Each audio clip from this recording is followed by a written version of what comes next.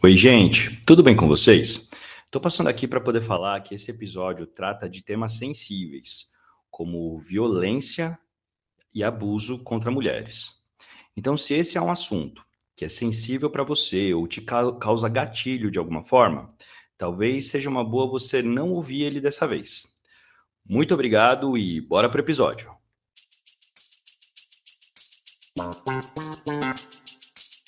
E aí, meus amigos, tudo bem com vocês? Aqui é o Léo Delmondes. Estou mais uma vez aqui com meu amigo Fernando Cauê, o Reginaldo, para a gente poder falar sobre assuntos relacionados a machezas e masculinidades no nosso podcast. Tadinho.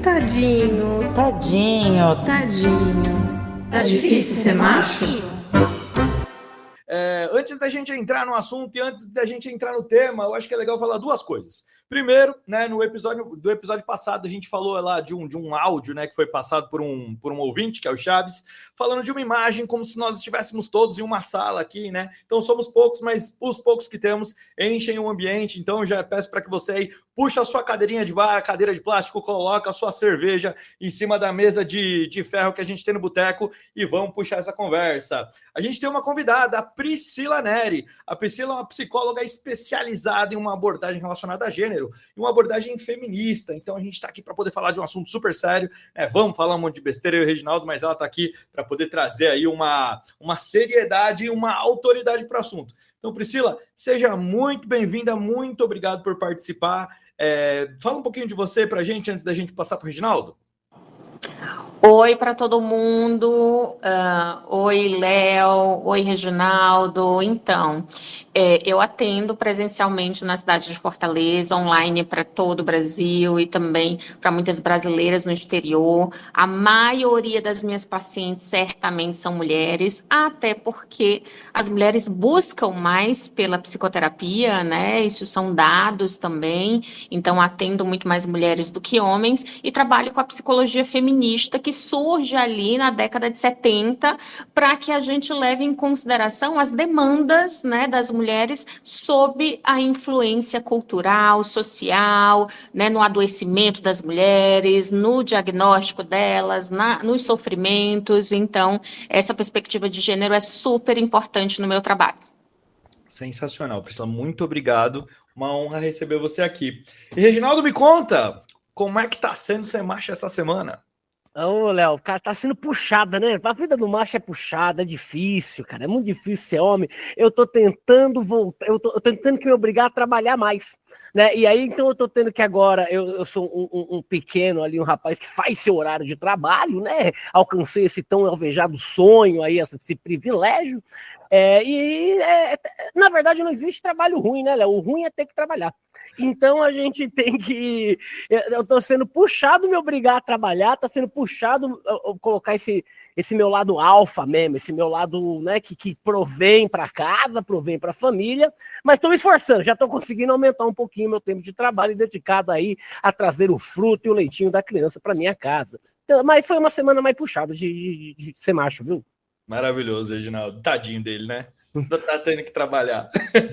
Tô tendo que trabalhar, tem aluguel na parada e tem conta, entendeu? Eu não esperava isso não na vida do macho, eu não esperava, eu falava que ia ter que ter, mas a gente acha que é longe, né, que nunca vai chegar, e chegou já faz uns 15 anos já, eu já tô cansado, desde quando chegou eu já tô cansado já. Essa parte de ser adulto é puxada. Inclusive, acho que já tem até um assunto para um próximo podcast, né, Reginaldo? A infantilização do homem, né? Porque eu mesmo aqui, galera não tá vendo, mas tem Darth Vader aqui atrás, né? Um monte de história em quadrinhos, e aí é difícil a gente assumir que precisa chegar nessa fase adulta, mas vamos. Então, gente... Eu me sinto trazendo aqui já fazendo uma piada idiota com um assunto sério, eu me sinto abusado pelo mercado de trabalho, eu me sinto abusado e violentado pelo capital, né? Não gosto de ter que, né, me esforçar, não. Tá bom.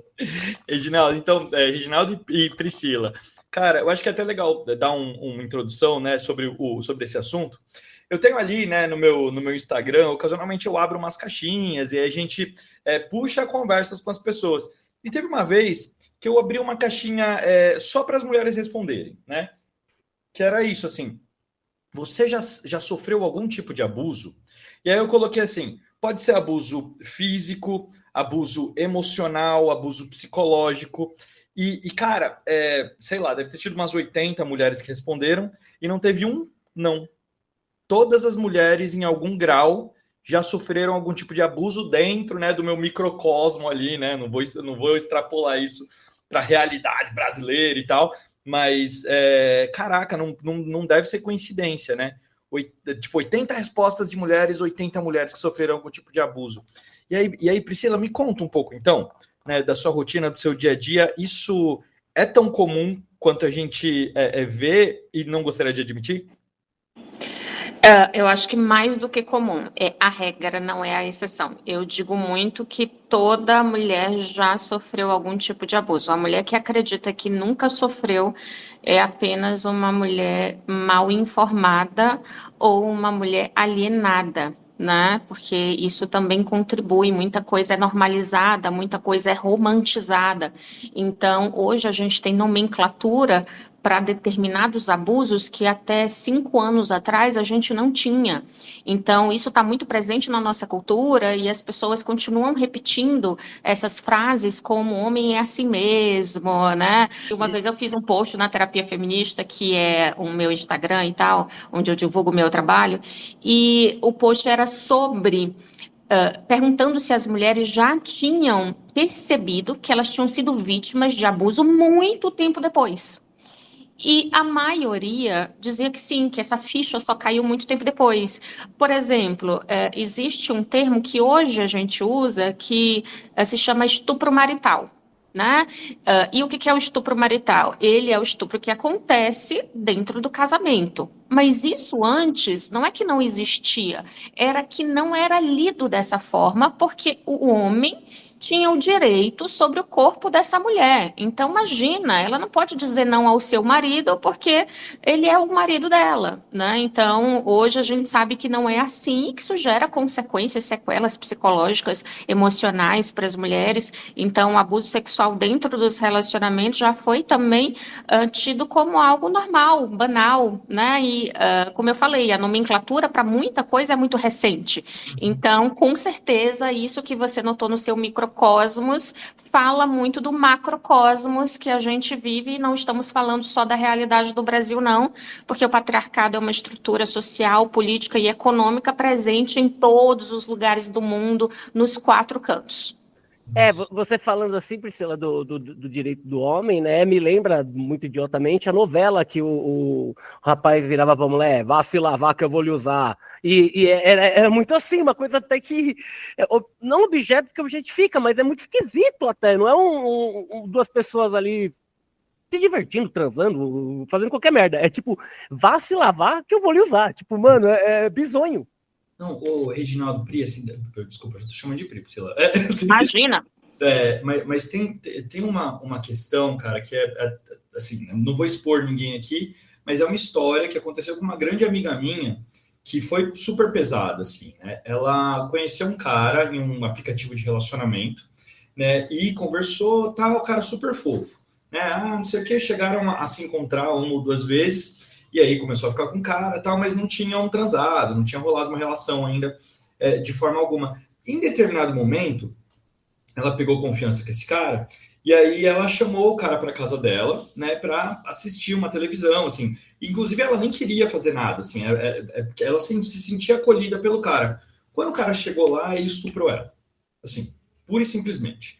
E aí, é uma questão super foda, assim, né, porque é um pouco isso que vocês estão falando, né? Na cabeça do cara, era um negócio assim, tá me chamando para casa dela é porque tá querendo, como se ele tivesse direito de tomar a decisão por ela, baseado em uma preconcepção bizarra, assim. Né? Você imagina, se o cara coloca na cabeça que qualquer atitude da outra pessoa autoriza ele a fazer o que ele quiser, imagina dentro de um casamento, né, mano? Que tem um contrato assinado ali.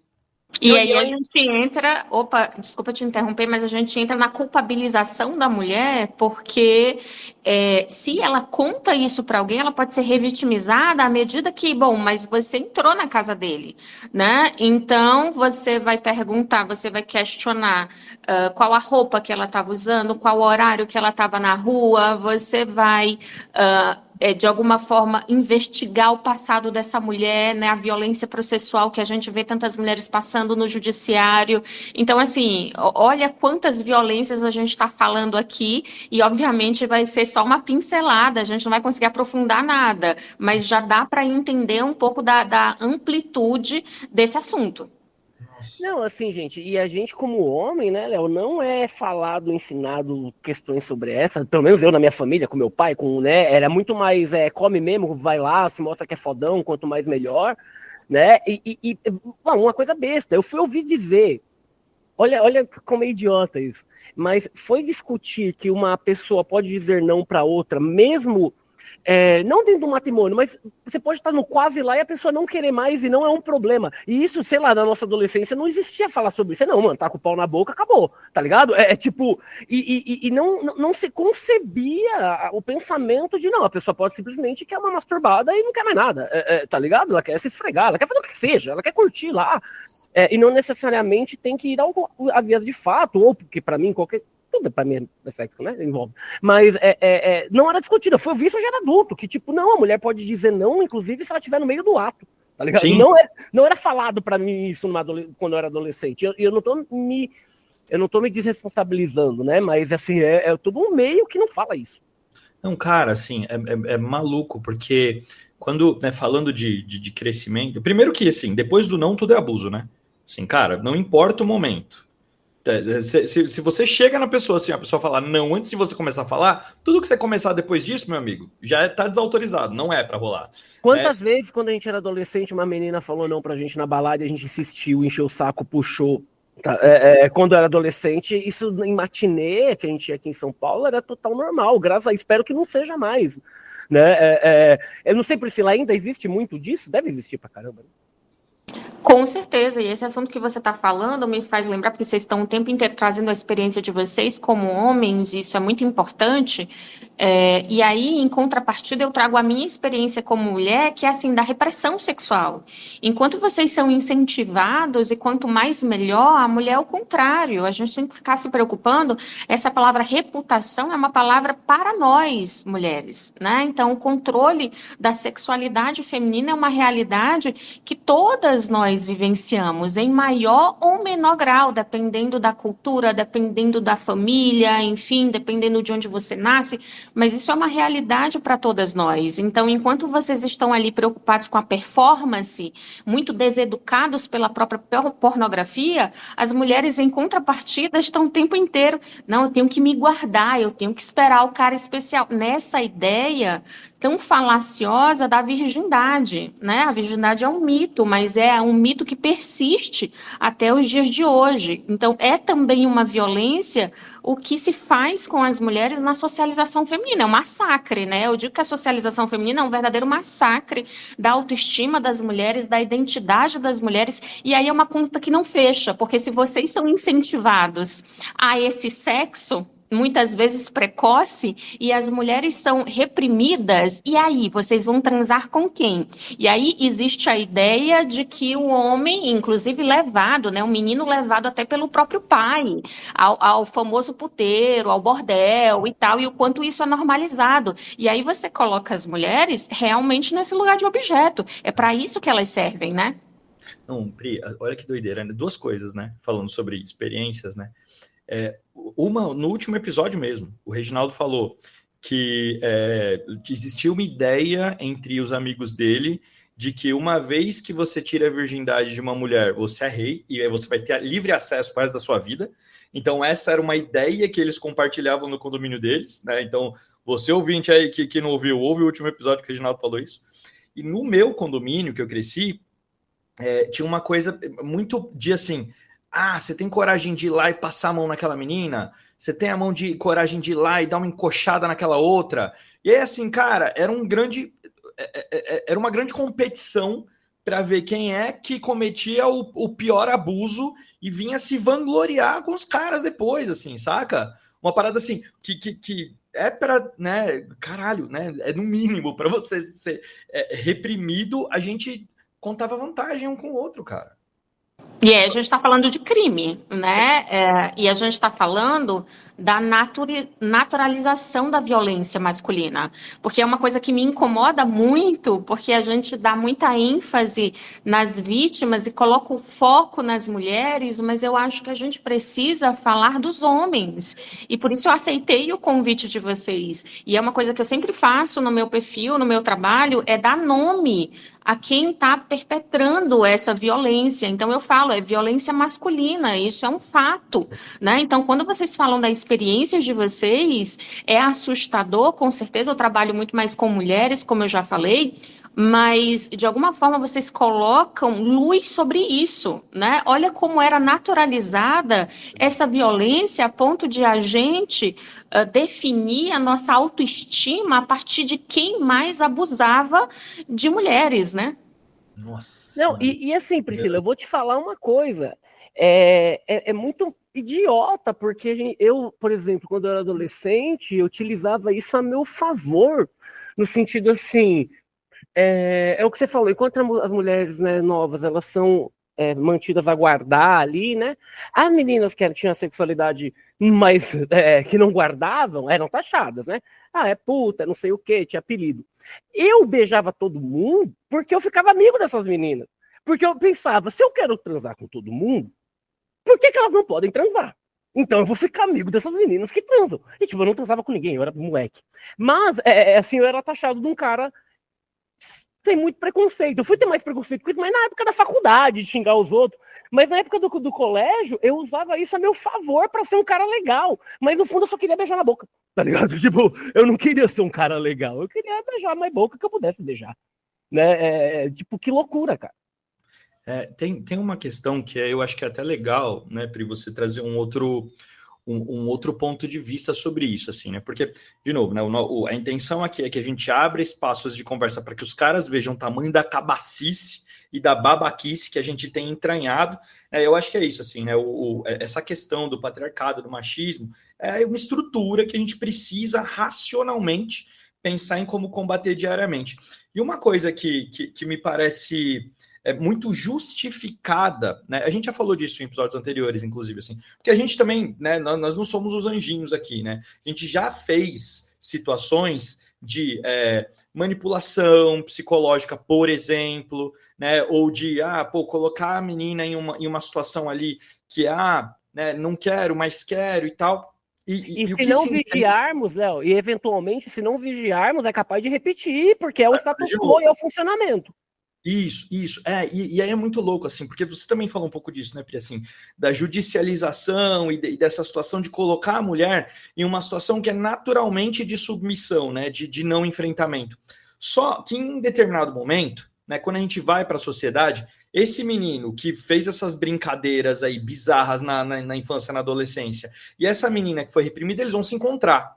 Né? E aí, a própria menina também tem uma estrutura ali de machismo em que ela é criada, e que aí ela desenvolve um apego, desenvolve um apreço emocional por esse cara, né? E aí, assim, fica aquela situação de, esse cara, ele de certa forma, pode ser um abuso mais escancarado, mas pode ser um menos escancarado também, e eu tenho carinho por esse cara, mas eu sei que eu tô numa situação de abuso, e eu tenho uma relação ali de amor e ódio e tal.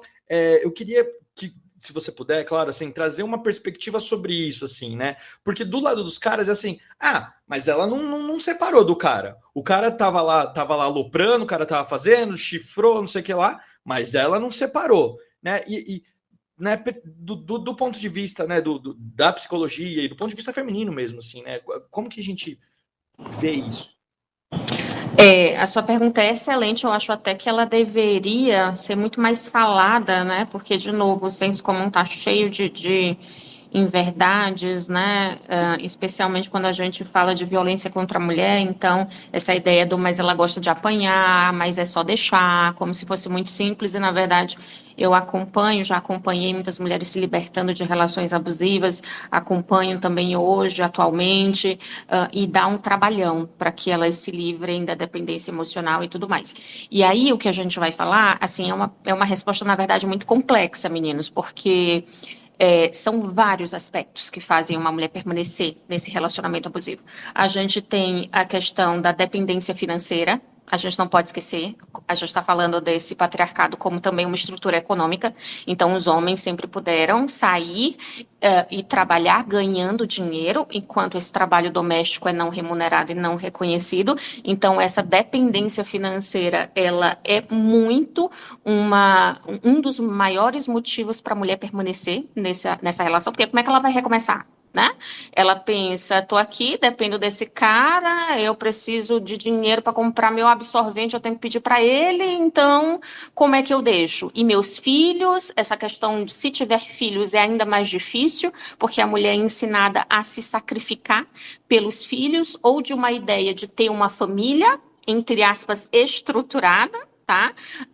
Ou na ideia dos meus filhos precisam ter um pai presente de alguma forma, então essas crianças também entram nessa equação. A gente tem com certeza a dependência emocional, então há muitas mulheres que são financeiramente independentes, atendo muitas delas, que são mulheres que têm seu emprego, que são mulheres que têm uma carreira de sucesso, mas ao mesmo tempo não se enxergam sem aquele abusador. Porque eu digo sempre que a socialização feminina ela é uma máquina de moer a autoestima das mulheres. Então, quando a gente fala em objetificação, eu acho que as pessoas pensam só nessa objetificação sexual. Mas a objetificação, ela é muito mais profunda do que isso. Vocês, enquanto homens, vocês são sujeitos. O que significa isso? Vocês são socializados para se entenderem como seres humanos. Nós, mulheres, não. Como assim? Nós, mulheres, somos socializadas para se entender como objeto. O que significa isso? Significa que eu estou sempre em função do outro. Eu só existo a partir do outro. Por isso, as profissões de cuidado, incluindo a própria psicologia, são majoritariamente femininas. A enfermagem também, né? Então, a fisioterapia. Então, são profissões de cuidado. A gente está para cuidar de alguém, para cuidar dos homens, para cuidar das crianças, para cuidar dos idosos, para cuidar dos doentes também. Então, a mulher está sempre em função de alguém. Isso significa que sem o outro, ela não existe, ela não se vê, ela não se enxerga. Então, essa dependência emocional, ela é muito profunda e as mulheres realmente desenvolvem isso. Há outras questões que também são culturais, a gente precisa pontuar, e até um assunto polêmico, mas eu coloco o dedo na ferida mesmo no meu perfil, que é, por exemplo, a religião. Então, muitas religiões ensinam que as mulheres têm que lutar pelo seu casamento. As mulheres não podem desistir. E até atribuem esse comportamento violento do marido a demônio, né? A alguma coisa sobrenatural. Então, essas mulheres são ensinadas que elas precisam continuar lutando pelas suas famílias, né? E essa também é uma realidade. Além disso, eu acho que as mulheres são ensinadas em geral, sabe essa frase da mulher certa, com certo homem errado, que a gente até falou e citou no início? Essa também é uma das razões para as mulheres permanecerem, porque elas realmente se enganam aí. Elas acreditam que se elas forem boas, submissas o suficiente, abnegadas o suficiente, elas vão transformar esse cara, e não vão. A gente também não pode esquecer que esses homens são extremamente manipuladores. Eles prometem mudanças, né? Então, o ciclo do abuso inclui esse momento de lua de mel, que é quando o cara diz, olha, eu vou mudar, eu amo você, nunca mais vai acontecer, nunca mais eu vou te bater. E essa mulher acredita, é o que a gente chama de autoengano também. E por último, é claro que tem outras coisas, mas eu estou falando aqui de cabeça, as mulheres que estão num relacionamento abusivo, as mulheres que estão nessa dependência emocional, são mulheres que podem viver ameaçadas. Então, isso também conta. O feminicídio acontece muitas vezes no momento que essa mulher rompe com o relacionamento. Então, assim, é de muita ignorância, e mais do que ignorância, eu acho que é de muita falta de empatia mesmo. Você olhar para uma mulher sofrendo tudo isso e você dizer, não, ela gosta de apanhar. É só sair. Não, assim, é muito diferente você falando tudo isso. Eu penso assim, uma menina de 12, 13 anos já escuta, já aguenta lá, já é moça. E o Neymar é o menino Ney até hoje, com 35 anos, tá ligado? Tipo, o maluco tem 35 anos, é chamado de menino, tá aprendendo, tá ligado? A minha companheira sempre zoou assim, o menino, pô, tá aprendendo, 40 anos, caralho, tá aprendendo, caralho, tá suave, ó, aí, o menino. Eu acho que até nesse sentido, né, do homem como protagonista e da mulher como, né, viver em função do outro, é até mais humanizado o gênero masculino. É assim, o cara vai lá, vai para outro país, fala que as meninas são fáceis porque são pobres. Não, ele é um menino que tá ali só zoando e tal, né? Cara, puta, foda isso, assim. Não, e só um adendo também, dentro da minha experiência, o que você falou, Priscila, eu trabalho já com projetos sociais há alguns anos, né? E, cara, majoritariamente em projeto social, que é do cuidado, é o quê? Mulher. Né? Eu fiz um voluntariado uma época num hospital. Cara, eu era o único homem hétero cis voluntariando. Tipo, de verdade. Assim, o único, cara. E eu não tô falando isso, que eu quero ser legal, exclusivão. Não, tipo, cara, eu faço É o que um eu dado gosto. da realidade, né? Eu faço o que eu gosto. Se eu gostasse de carro, eu ia fazer carro, entendeu? É o meu ego que eu tô assassинando fazendo pra mim. Mas é o dado, tipo, 90% são mulheres, do cuidado, né? E aí vocês querem ver uma outra reflexão a partir dessa questão da objetificação, e isso que você trouxe, mulheres costumam ser abandonadas quando adoecem. E olha como isso é sério e fala exatamente do que você acabou de trazer. Né? Então, existe uma utilidade. No momento que essa mulher não é mais útil, ela vai ser descartada. Em contrapartida, a gente vê muito as mulheres cuidando ali dos homens adoecidos. Muitas vezes, eu não sei se vocês escutam tanto isso quanto eu escuto, né? Porque eu falo assim de uma realidade que eu estou o tempo inteiro trabalhando com esse assunto. Então, assim, eu escuto muito histórias de mulheres que foram traídas a vida inteira, que foram agredidas e que esse homem foi embora, se separou e no final da vida ele volta adoecido. E essa mulher cuida desse homem.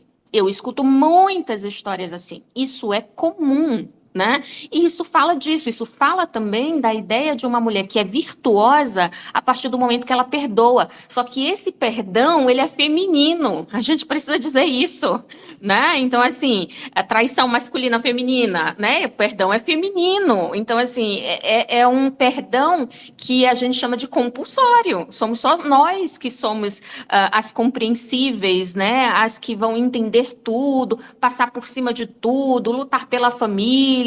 Olha como isso é opressor.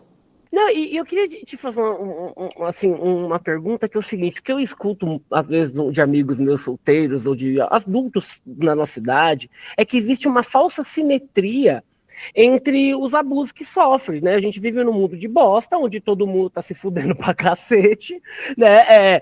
Ninguém aqui tá falando de disputa de quem se fode mais, não é esse tipo de preocupação que a gente tem, mas eu vejo que muitos homens, geralmente quem não é dessa área mais de humanas, ou que não vai lá olhar sobre isso, ou que talvez não fez terapia, eu não sei, são vários recortes aí, mas existe uma falsa simetria, entendeu? Entre ela foi filha da puta comigo, eu fui filha da puta com ela e é chifre trocado. Né? Tipo, não, é tudo. Não, ela deu lá, eu dei cá e tá tudo bem. Né? E eu acho que em dados, estruturalmente, isso não é uma verdade, né? Não é uma falsa simetria, assim, né? Não é mesmo, porque a gente está falando de, primeiro assim, os danos que um homem pode causar e os danos que uma mulher pode causar são bem diferentes, né? E a gente não pode colocar na mesma balança. Então, é uma coisa que eu sempre pontuo também no meu perfil, no meu trabalho, porque existe muito essa ideia de falsa simetria mesmo. Então, eu vou comparar e vou assim, é a mesma coisa. E aí tem gente até que faz uma pergunta que as pessoas acham ser polêmica, que é assim, mas e se a mulher agride o cara? Bom, eu acho que um homem, em geral, ele tem a capacidade de apenas parar aquela mulher, né, e não revidar. Né? Ele tem força para fazê-la parar e não revidar, para sair de cena, né? Não é porque ela agrediu que ele vai agredir de volta, porque assim é desproporcional em geral a força de uma mulher e de um homem. Quando essa mulher vai te arranhar, esse cara vai te dar um soco, você pode morrer. Então assim, isso é preciso pontuar também. Mas eu acho que os homens e essa reação que você mencionou, essa falsa simetria, eu acho que ela vem muito de um lugar.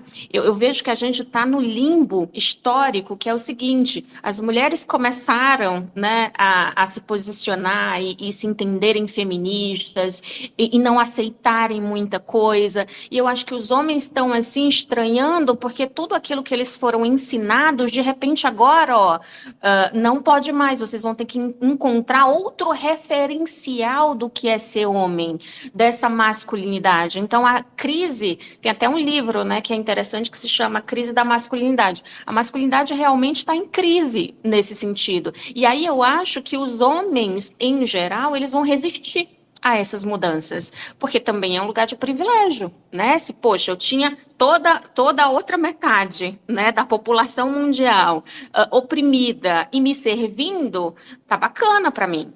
No instante em que ela me diz, eu não quero mais te servir, poxa, não, eu quero voltar àqueles tempos, bons tempos, né? Aí a gente vê os discursos saudosistas e até cooptando mulheres, né? Essa coisa das threadwives e tudo mais, nossa, porque, né, o que é macho alfa, vocês devem falar muito disso aqui, eu imagino. Sim.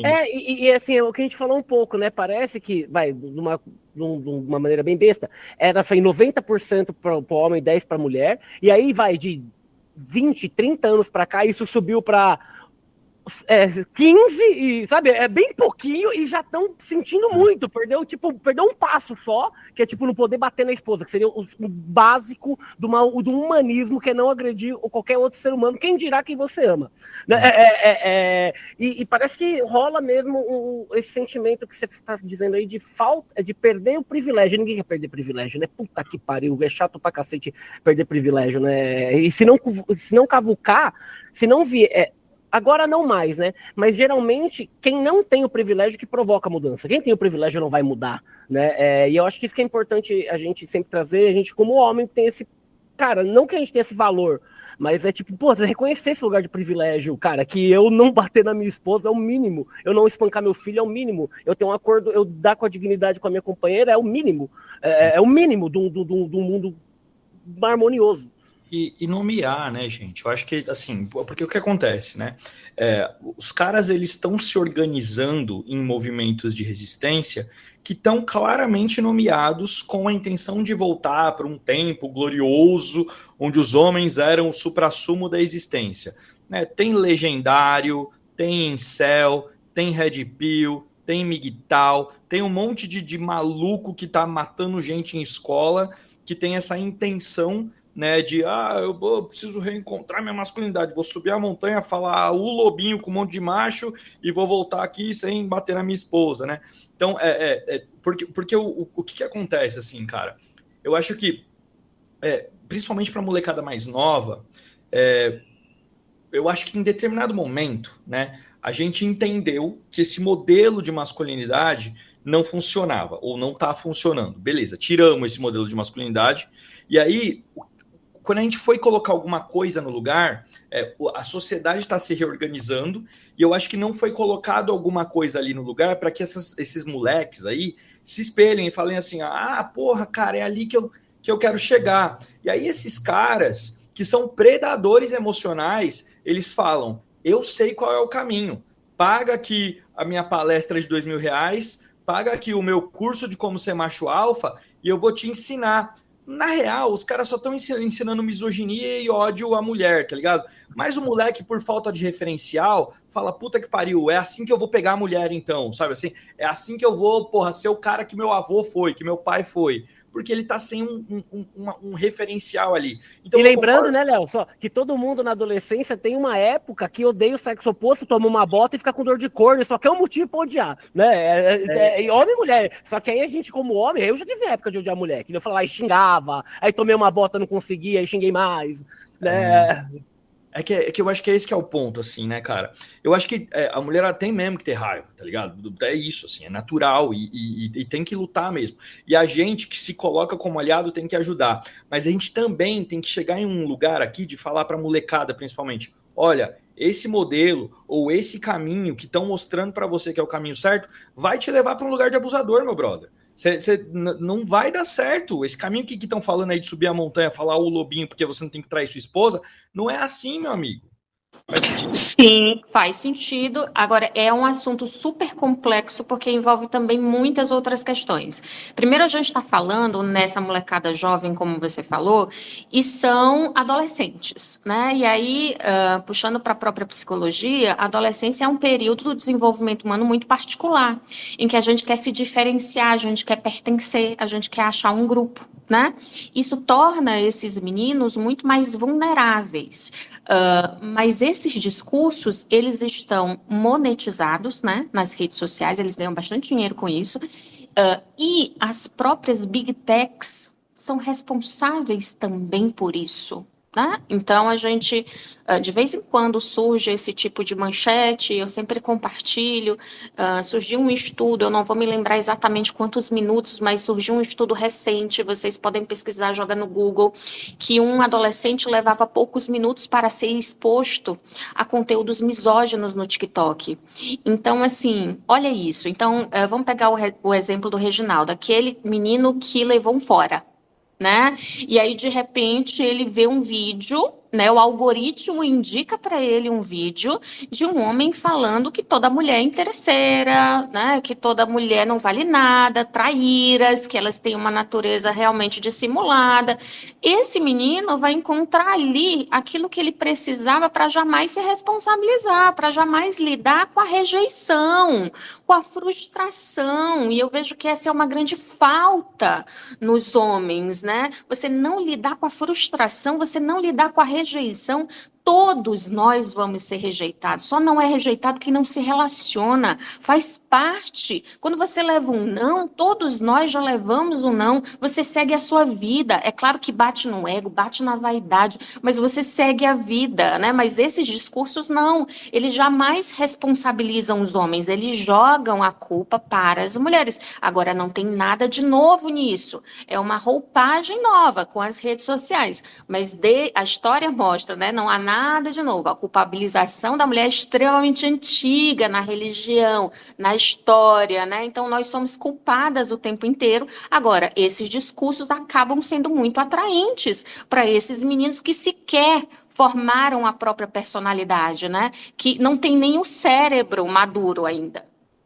E você sabe, é muito louco, né? Porque eu sigo a página da Priscila, né? Da Terapia Feminista.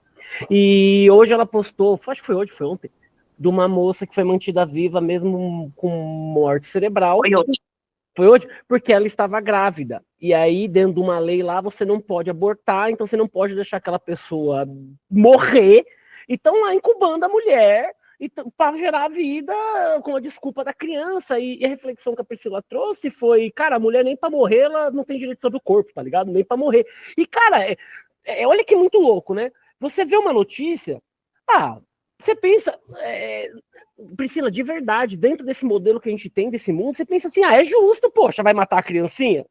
Né? Tipo, qualquer pessoa com valores da vida, com valores talvez religiosos, ou tenha filhos, gera ali uma empatia, eu tenho uma criança, vai matar uma criança, aí põe 1 milhão de motivos para manter, aí põe religião, aí põe o amor, aí põe a própria evolução, põe o que for. E aí ela só trouxe uma coisa, gente, a mulher quer morrer, a mulher tá morta, vão manter a pessoa morta lá. Tipo, e aí é isso, nem quando a mulher morreu, ela tem direito sobre o corpo dela. E, Léo, alguma vez já te falaram isso? Não fala. Nenhum homem falou disso pra você na sua vida. Nunca. Nem na faculdade. Tá com morte cerebral, mas tá com enrijecimento peniano permanente. Por que não usa como vibrador vivo? Né? É um bagulho, cara, e não veio da gente, veio de uma mulher psicóloga, cientista, que tem que estudar, ter vários títulos. E aí perceba que essa é de novo a objetificação. Olha como a gente fala e a gente volta para a mesma coisa, porque eu falei do cuidado, que é uma das, talvez o maior, não talvez o segundo, porque a maior utilidade da mulher é gestar. Né? Então, é uma utilidade, e na verdade é uma utilidade extremamente importante para esse sistema, porque se esse sistema explora pessoas, quem gesta pessoas são mulheres, né? Então, uma coisa está implicada à outra, né? E a gente tem esse caso que você mencionou, que eu postei hoje, e que teve um comentário lá que eu achei que resume muito bem, assim, que eu nem tinha pensado, mas ela trouxe essa reflexão, que é o seguinte: para doar órgãos, você precisa de uma autorização prévia, né? Mas essa mulher não precisou autorizar para ela ter o seu corpo utilizado nessa gestação, que é uma gestação de risco, que provavelmente vai gerar uma criança, né, um bebê com sequelas, que essa família está custeando, eles vão pagar todos os gastos, mesmo não sendo eles quem decidiram, né, por deixar essa mulher ligada ali por aparelhos, então, e a própria mãe está sendo impedida de vivenciar o seu luto, porque é muito confuso na cabeça dela, né? Ela vê a filha respirando por aparelho, gestando uma vida, mas a filha está tecnicamente morta. Então, ela não consegue sequer elaborar o luto. Olha como é extremamente violento, e a gente fecha ainda com o fato de que quem vai cuidar dessa criança não é o Estado, é essa avó que está passando por tudo isso. Sensacional, Pri, assim, sensacional não, né, péssimo, né, mas a reflexão é incrível, assim. Eu queria chamar a atenção agora para um outro lado ainda, né, falando sobre abuso, que a gente está com tempo limitado, e eu queria dar um pouco de luz, assim, sobre o lado do comportamento do homem, né, porque é o homem em geral que é o abusador, né, gente, novidade, o homem que é o abusador. Que é o seguinte, assim, a gente fala desses abusos que são muito explícitos, né, depois do não tudo é abuso, forçar uma relação é abuso e tal, mas a gente tem aqueles abusos que são microviolências, que aí o cara vai jogando na subjetividade, e aí, de repente, a menina já tá se sentindo um lixo, e nem sabe exatamente identificar de onde veio. Então, não é super explícito, tem ali uma sensação de que alguma coisa não tá legal, de que, putz, eu tava vendo um podcast esses dias, genial, o nome do podcast é Reparação Histérica, e as meninas estavam falando um pouco sobre as microviolências, né? E a Milly Lancôme, ela fez um comentário que eu achei muito ilustrativo, assim, né? Tava um cara e uma mina na mesa do lado do restaurante, e aí tinham acabado de comer, restaurante chique, coisa gostosa, tal, e aí a moça ia pedir uma sobremesa, e o cara falou assim, amor, você não vai pedir uma sobremesa, né? Agora que você tá tão gata, você não vai estragar isso pra gente. Tipo, pra gente. De novo, volta pra objetificação, né, Pri, que você tá falando, a objetificação do corpo, esse corpo não é seu, esse corpo é nosso, você não vai estragar isso pra gente.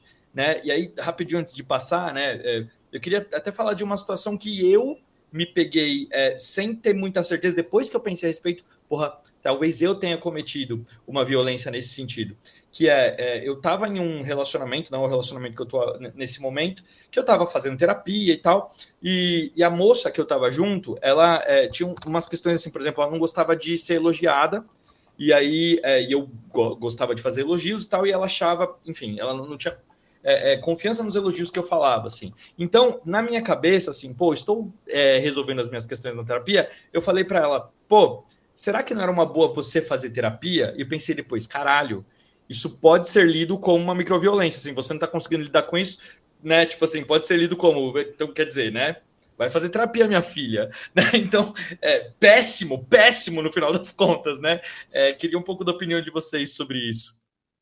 Tá, são muitas coisas também, porque é sempre isso, né? Nada que é superficial, não tem como. Assim, sim, muitas violências são sutis. Inclusive, eu estou lançando um curso sobre bandeiras vermelhas, né? Como identificar um homem abusivo. Então, a gente vai falar desde os abusos mais sutis até os mais extremos, porque é assim que acontece mesmo, né? A violência, ela escalona, ela não começa naquilo que é mais extremo, porque senão a mulher simplesmente iria correr, né? Então começa naquilo que é mais sutil para captar essa vítima e depois vai piorando. A gente tem o nagging, né? Muitas dessas nomenclaturas, como eu falei, são recentes. Então, o que é o nagging? O nagging é um elogio, bem entre aspas, que contém uma crítica. E a mulher fica super confusa, porque na cabeça dela ela não entende, eu agradeço ou não agradeço, isso aqui foi um elogio ou não, e que o homem utiliza o nagging para minar a autoestima dessa mulher. Então, vou dar um exemplo. Esse vestido tá ótimo, mas não combina com você. Então, ele elogia o vestido, mas ele critica porque nela não ficou legal. Né? E aí ela não sabe se ela agradece, se ela não agradece, e como esse exemplo tem muitos outros. A gente tem o gaslighting, que é muito falado, e eu costumo chamar de distorção, porque eu acho que esses nomes em inglês, né? O nagging eu não encontrei ali um nome que fosse bom em português, mas o gaslighting, eu acho que a distorção também é muito comum, porque o homem brinca com essa percepção da mulher. Então ele diz assim, isso não aconteceu, eu nunca disse isso, né? Você está exagerando, né? E aí essa mulher passa a duvidar não só da percepção dela, como da própria sanidade. Porque, nossa, será mesmo? Será que não aconteceu assim? De repente eu estou inventando? Porque a palavra dela é contra dele. Então ela fica confusa. A gente tem a inversão de culpa, que também é muito comum, porque esse homem não quer se responsabilizar. Então ele inverte agressor e vítima e ele diz, eu não fiz isso, foi você que fez assim. Foi você que fez assado. Olha como você está gritando comigo. Olha como você... Porque ele leva a vítima ao limite. E aí ele joga à luz a reação dela. Né? Isso é muito comum de acontecer também. Rapidinho, Diga. Pri, teve um cara que é o ex da Giovana, ele até virou meme, não sei se você chegou a ver, a gente colocou um áudio uma vez, eu vi.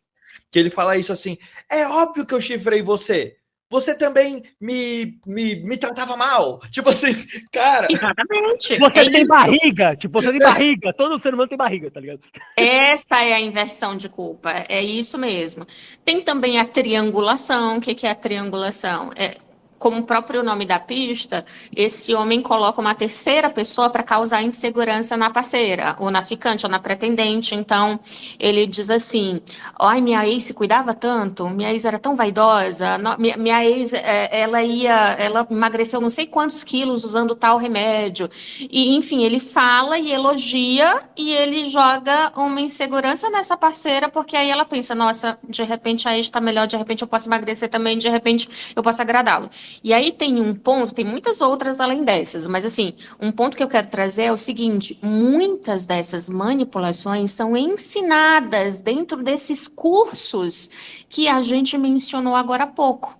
Porque isso aqui é exatamente isso, você vai minar a autoestima dessa mulher e quanto mais ela acreditar que é insuficiente, que ela é pequena, que ela é inferior, mais ela vai depender emocionalmente desse cara. Né? Então, esses caras, esses coaches, etc. e tal, eles ensinam isso para essa audiência masculina e olha como tudo isso é violento. Não tem como sair uma relação saudável disso. E eu acho que o muito louco disso, pensar, né, é que assim, né? A moça muitas vezes não percebe que está sendo enredada ali em uma questão. Às vezes até tá, mas não tem aquele motivo para terminar, assim, ó. Ah, eu tenho esse motivo para terminar. Então, tem essa sensação. E eu acho que existe uma coisa que a gente fala aqui ocasionalmente também, é que a lógica do racional é diferente da lógica emocional. Então, racionalmente, às vezes ela tá assim, caralho, velho, tem negócio que não tá batendo aqui. Mas emocionalmente ali, tem esse momento de carinho, de afeto que me preenche de alguma forma, né? E as coisas não são tão simples, né? As coisas não são tão fáceis assim. Aí, tipo, para todo mundo que tá em volta, é óbvio que esse cara é um babaca, que alopre para ela tá ali, né? Fica uma questão ali um pouco são questões que mantêm ela naquele relacionamento, né? Que pode ser questões relacionadas à própria criação, né? Enfim, não é porque ela é submissa ou porque ela não tem cognição para poder entender que ela está numa situação ruim, assim, né? É porque foi minando de certa forma que ela fica dependente dessa relação. E aí, puta, fudeu, né? E aí, fudeu. Exatamente. E aí é muito difícil para ela conseguir romper e se libertar, né? Aí ele consegue ter... Porque, assim, um homem abusivo, ele quer, antes de qualquer coisa, ter poder sobre a sua vítima. Na verdade, isso é algo que eu acho que muitos homens desejam, né? Porque eu acho que os homens não foram ensinados a amar as mulheres. Então, eu acho que muitos homens, eles desejam a obediência das mulheres. E esse é um grande problema, né? Porque você não está tratando a mulher como um ser humano igual você, né? Já existe uma assimetria de poder ali.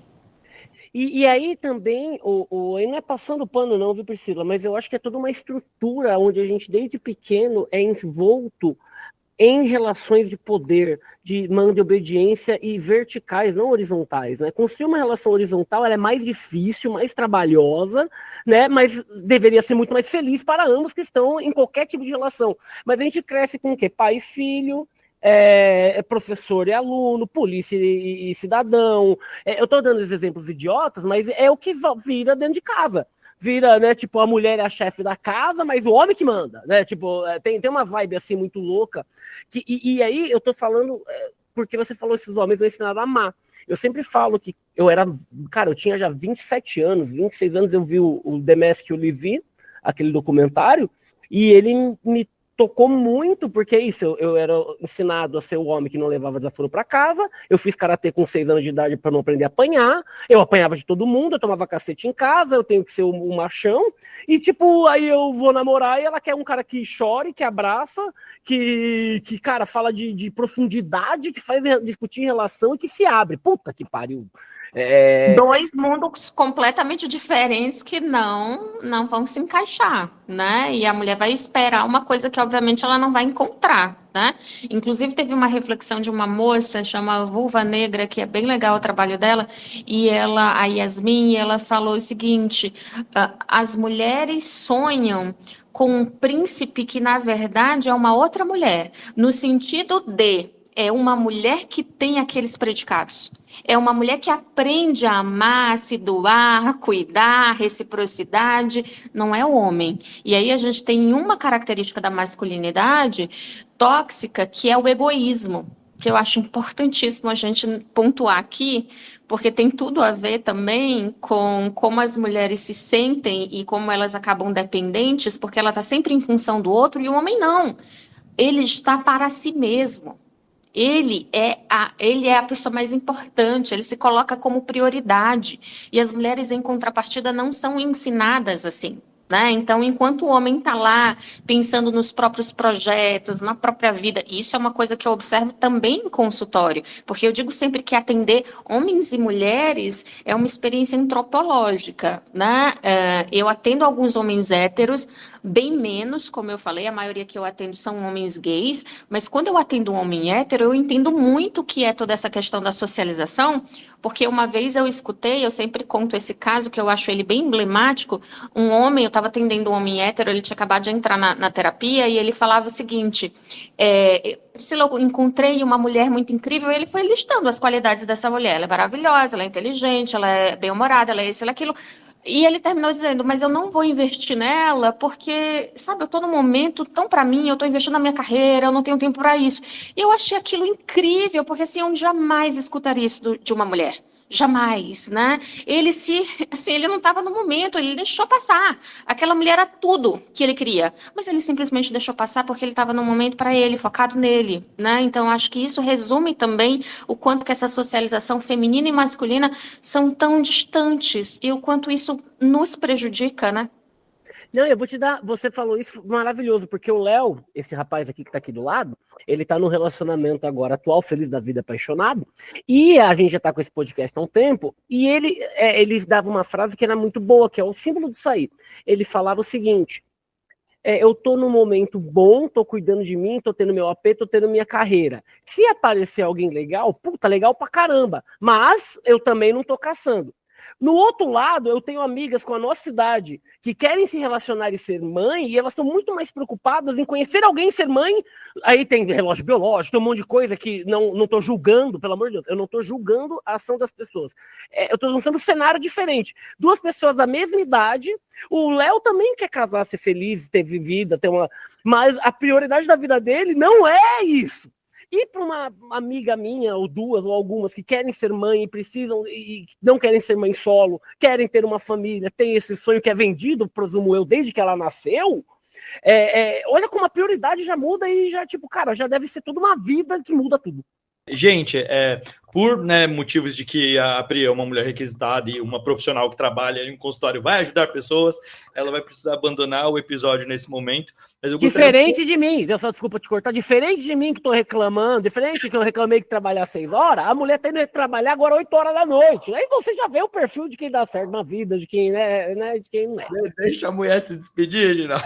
Então, Pri, muito obrigado pela sua participação, foi sensacional. Deixe suas redes, por enquanto somos poucos, mas um dia seremos milhões, a gente vai trazer ainda mais pessoas para o seu consultório. Obrigado mesmo. Eu não tenho dúvidas disso, fiquei muito feliz pelo convite, como eu falei, muito feliz que são homens falando sobre isso, porque é algo que eu bato tanto na tecla que a gente precisa, porque assim, essa luta sem a participação de vocês, ela tá fadada ao fracasso. É isso, né? Então, é preciso conscientizar e preciso que vocês falem com vocês mesmos, né? Eu acho que é assim que a gente vai gerando mudança também. Então, agradeço demais. Foi um prazer conversar com vocês e até uma próxima oportunidade. A minha rede social, Terapia Feminista, tá no Instagram, tá no TikTok também. A gente conversa por lá qualquer coisa. Um beijo.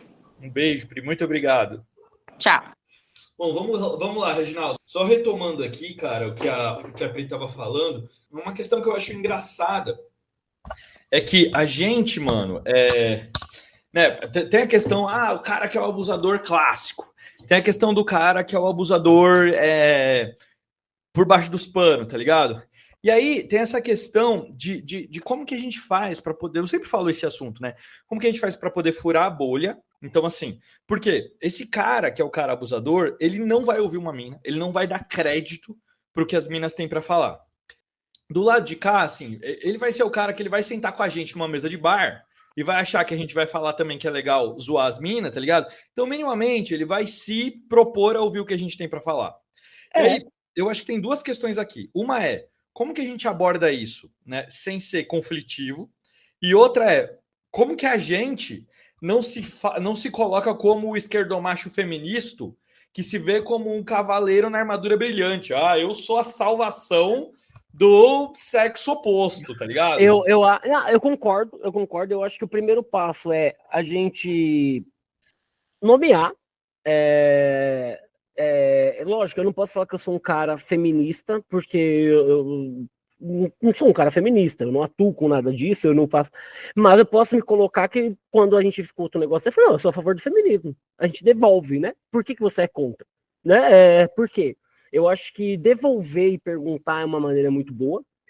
2, não se achar realmente o paladino da justiça, uma vez que a gente, se não vigiar, é machista pra caralho mesmo. Né? E 3, assim, Léo, um adulto com 40 anos de idade, se ele não quiser, dificilmente ele vai absorver aquele conteúdo, tá? Então eu acho que a gente tem que estar aberto a bater um papo, trocar ideia e aceitar que talvez só 10% melhore. Mas se 10% não melhore, porque eu também não sou cura de nada, eu não sou exemplo para ninguém, pelo amor de Deus. Gente, né, esse corpo aqui já passou bastante coisa de droga, já, de leque, de coisa errada, de bosta. Então, exemplo não é. Né? Mas, assim, dentro desse assunto, se a gente quer ser um cara não machista e não propagar o machismo e o abuso, digamos assim, não ser um cara abusivo, né, tentar conversar mesmo de uma maneira que não achar engraçado, não achar piada engraçado, não e devolver, eu sempre tento devolver. Cara, não precisa ir longe, tipo, é que as coisas se confundem com opinião, cara. Porra, você é formado em relações internacionais, mano. Tu é especialista em interação de política de países. Você estudou isso 4 anos. Quantas vezes você não fala alguma coisa com uma pessoa que nunca estudou e ela simplesmente acha que a sua opinião é uma bosta ou vale tanto quanto a dela, porque opinião por opinião vale tanto mesmo, mas conceitualmente não vale, né? Se você for fazer uma prova sobre aquilo, não vale a opinião do outro, vale a opinião certa. Mas num papo de bar vale toda opinião, foda-se, né? A gente não é presidente. Então a gente tem que saber dosar e saber também, Léo, que infelizmente tem batalha perdida, né? Tem gente que não quer mesmo, tem gente que não vai saber, tem gente que não tá interessada, né? Tipo, é isso, cara. E a gente também tentar fazer nosso papel aí de trocar ideia, né? Porque eu acho que no fundo a gente tem que trocar ideia com todo mundo, né? Então, depende. Tipo, os tipos de abuso que ela falou hoje. Sim, não. Nem... Eu não sabia com clareza os bagulho. Eu via, tá ligado? Tipo assim, gaslight eu sabia por cima, tá ligado? E foi da hora que ela explicou, mano. Esse eu sabia, eu não sabia o outro lá que ele falava que ela falou que dá um elogio com um xingamento junto. Eu não sabia que tinha um conceito de nome pra isso, tá ligado? Não, Reginaldo, eu falei que talvez, mano, não seja todo mundo que né, que dê para conversar também mesmo, assim, porque ou que a gente tem até que se dispor a conversar. E aí vou entrar num assunto delicado aqui, hein? Que é quando a gente tem uma situação de abuso próxima, que a gente fica sabendo de alguém querido que foi abusado ou alguém querido que é um abusador. Mano, porque assim... Eu acho que a gente tinha que fazer um episódio inteiro sobre isso. Um episódio inteiro sobre como nós, como homens, temos que fazer e ter uma atitude quando a gente vê um abusador ou quando um abusador é do nosso redor. Mas existe um outro aspecto que eu também acho que é legal da gente falar, que é o seguinte, assim, temos as nossas referências, né? E aí, assim, as nossas referências são os homens que são as referências que a gente cresceu. É o nosso pai, sei lá, o avô. Eu não tive avô, né? Mas, assim, dos nossos avós, os homens que estão próximos da gente e os caras que estão na mídia, né, mano? Que é isso, assim, você olha e fala assim, a gente tava falando, né, na semana passada, porra, quero ser o Rodrigo Hilbert, tá ligado? Rodrigo Hilbert é o cara que, porra, os caras querem ser. Ele é tão perfeito que ele é o abusador ao contrário. Ele é o cara que o pau não sobe. Ele isso é fofoca, hein? É importante falar que isso é fofoca. Mas assim, eu quero dar um exemplo que tem um cara que eu sempre achei muito foda, né? Que é o Neil Gaiman, né? Até falei em determinado momento. O cara, ele escreveu Sandman, ele escreveu um monte de coisa, mano. Escreveu O Oceano no Fim do Caminho, Stardust, tem um monte de história em quadrinhos, de série, de filme, Coraline, que o cara fez. Então, o cara, ele é uma referência pra eu que sou nerd no meio da cultura pop. E aí, mano, descobriram que o cara é um abusador. Tem, podcast em inglês falando com detalhe como que foi os abusos que o cara fez, assim. E é uns bagulho bem pesado, assim, tá ligado? De colocar as minas em uma condição de dependência emocional real, assim. Porque ele era, né, tipo, celebridade, e as minas também olhava para ele, né, com admiração e o caralho.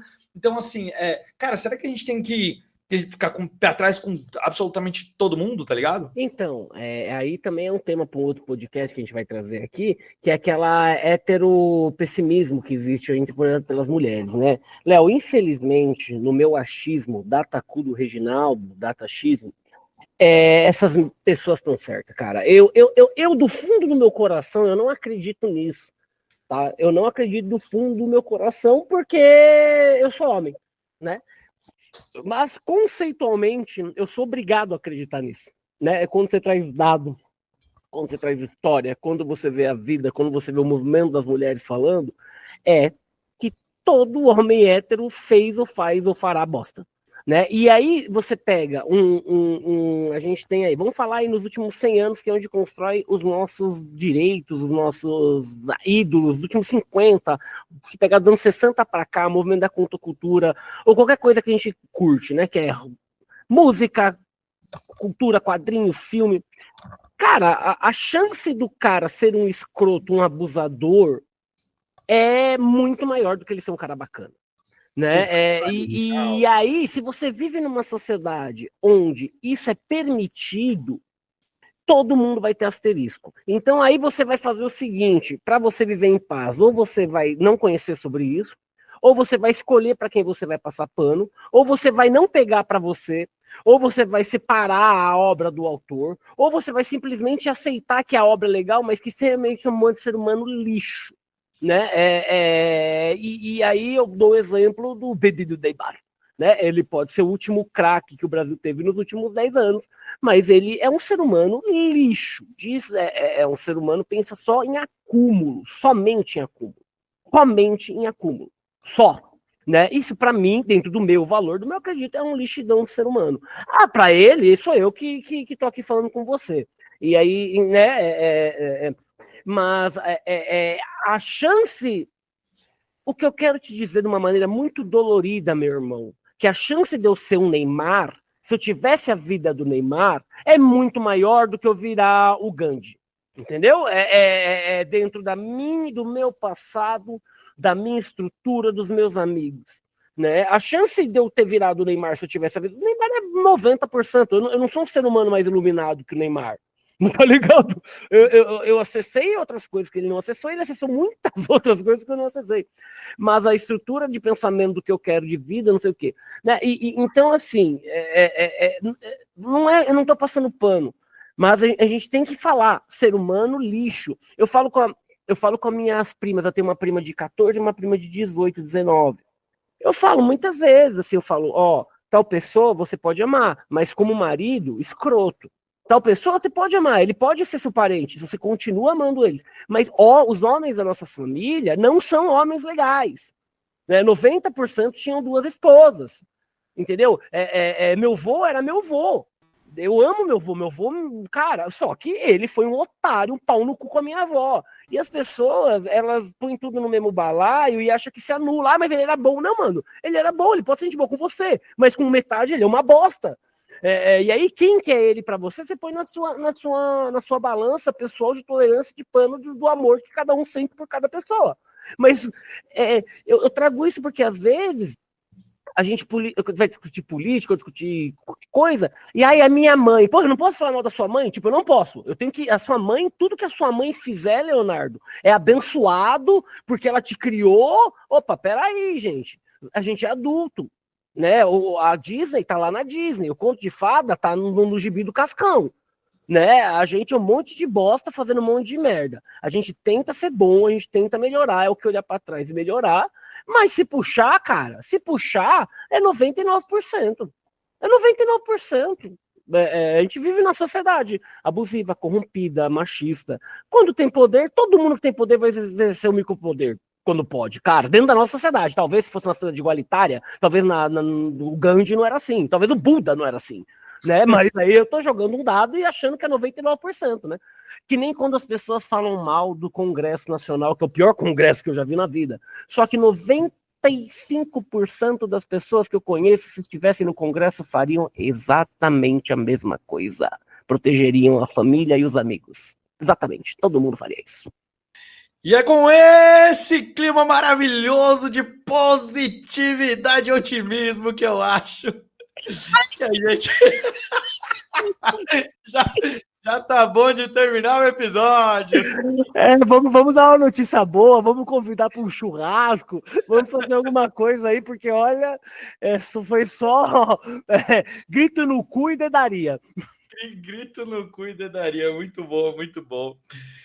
Então, muito obrigado, meus amigos. Nossa, volta. Muito obrigado, meus amigos, por terem ouvido esse episódio até o final. Dessa vez a gente não fez a ativação no meio do episódio, mas, tô vendo, hein? Tô vendo seus desgracinha que metade de vocês que ouvem os episódios estão seguindo a gente. Eu vi, é exatamente 50%. Então, você, seu safado, que tá ouvindo agora e não tá seguindo, segue a gente. Curte, compartilha, comenta, se inscreve no canal. Segue a gente nas nossas redes sociais. Tadinho, tá difícil ser macho no X, no Threads, no Instagram. Quer mandar e-mail pra gente? Manda pra tadinho, tá difícil ser macho, @gmail.com. E segue eu e o Reginaldo nas nossas redes sociais pessoais também. E fala tchau pro povo, Reginaldo. Você que é homem macho, mas só macho mesmo, hein, que eu quero, que não dá like aí, não segue a gente, o pau cai, viu? Eu lembro que na minha época da escola, falar que o pau cai era o pior medo dos caras. Os caras, não, o pau não cai, então vira lá o negócio. Não, pelo amor de Deus, o pau cai, pau mole. Então, ó, o pau vai ficar moleque. Não vai fazer a mãozinha, não. Vai ficar com a piroquinha pra dentro. Um beijo, até semana que vem e até mais. Muito obrigado, até semana que vem. Reginaldo, muito legal, cara. Vou colocar na descrição as redes sociais da Priscila, cara. Porra. Coloca, e eu acho